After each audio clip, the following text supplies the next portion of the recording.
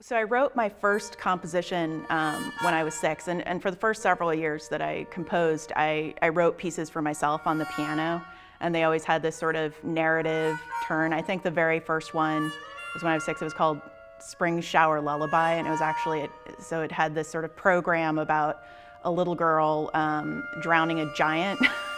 And I'm certainly typically not engaging with these sorts of traditional stereotypes of femininity in my music. So a lot of my earlier music featured sort of, there's a lot of jazz and rock influence, and I have this sort of ongoing love affair with the wah-wah effect. I have a piece called Addicted to Wah.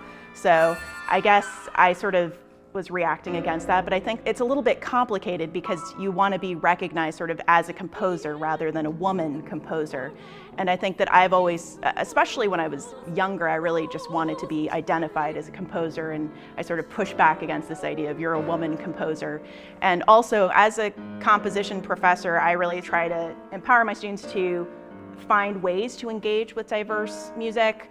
I think it's important to sort of listen to all sorts of music to find where you stand, including things that maybe you detest, and then think about why you detest them, and then to think about what they want to do as composers, and to support them in sort of finding their own voice, and to sort of quell their fears. Oh, is this too tonal? Is this too, to help them to sort of be brave enough to do what they want to do.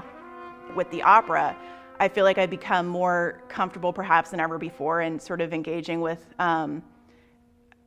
really lyrical influence from the European tradition, composers like Wagner. Actually, there was a concert performance of the full Ring Cycle in Nottingham, where I live, and I attended, and it was just absolutely life-changing.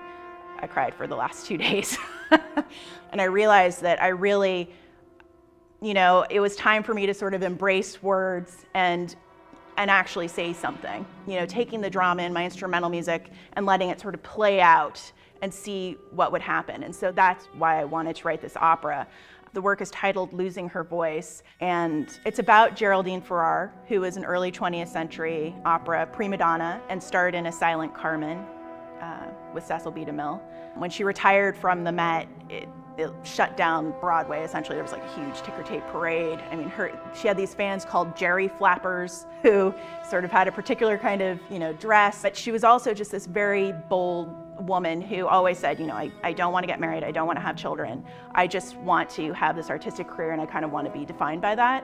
And by studying her story, I've sort of had to, really engage with my own thoughts on sort of the women's movement of that period, and sort of my own understanding of what it means to be sort of an empowered woman artist.